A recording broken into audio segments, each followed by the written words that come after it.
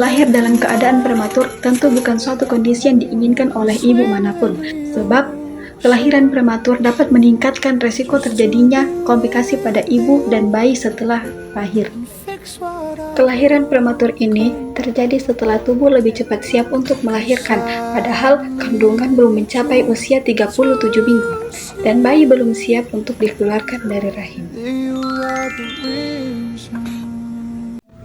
Melahirkan prematur adalah persalinan yang terjadi sebelum minggu ke-37 kehamilan, berisiko tinggi karena organ janin belum matang sempurna. Adapun tanda dan gejala kelahiran prematur. Pertama, kontraksi perut terasa kencang dan teratur. Kedua, perubahan atau peningkatan jumlah keputihan atau keluar cairan darah dari vagina. Ketiga, tekanan pada panggul atau rasa seperti bayi menekan ke bawah. Keempat, kram perut seperti menstruasi, terkadang disertai diare. Dan kelima, sakit punggung bagian bawah yang menetap. Adapun beberapa faktor penyebab dan risiko persalinan prematur. Yang pertama, riwayat persalinan sebelumnya.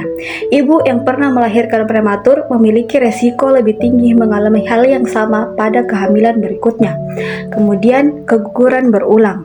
Kondisi ini dapat mempengaruhi kesehatan rahim sehingga meningkatkan risiko persalinan prematur. Kedua, kondisi rahim dan plasenta. Ketika leher rahim pendek kurang dari 25 mm, serviks yang terlalu pendek lebih mudah membuka sebelum waktunya. Kemudian kelainan struktur rahim. Bentuk rahim yang tidak normal dapat mengganggu perkembangan janin dan memicu persalinan dini. Kemudian plasenta previa. Plasenta menutupi jalan lahir sehingga dapat menyebabkan perdarahan dan persalinan prematur. Ketiga, kehamilan. Apabila kehamilan kembar, rahim menampung lebih dari satu janin sehingga tekanan pada rahim lebih besar. Kemudian, jarak kehamilan kurang dari 6 bulan. Tubuh belum pulih sepenuhnya sehingga meningkatkan resiko komplikasi. Keempat, kesehatan ibu. Infeksi seperti infeksi saluran kemih dapat memicu kontraksi rahim lebih awal.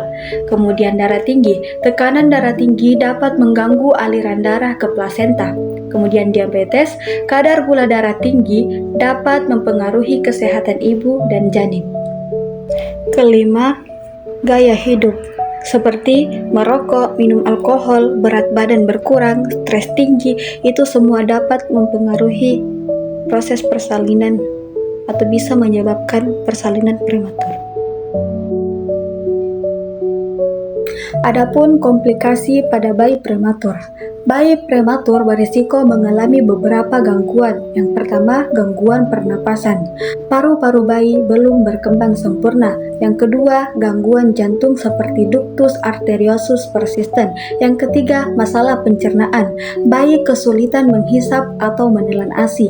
Yang keempat, kesehatan jangka panjang seperti perdarahan otak, ROP atau gangguan mata, gangguan pendengaran, dan terakhir, keterlambatan perkembangan saraf.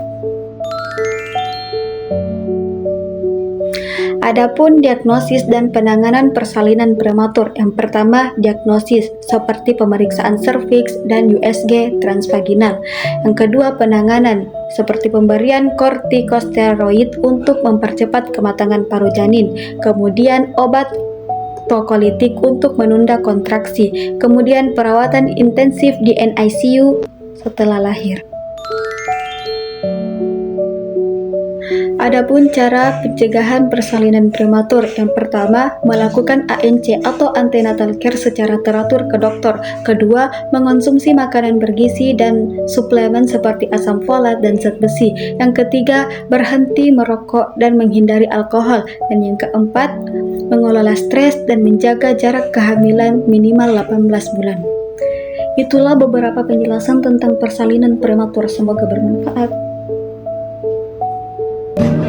Getting older, baby.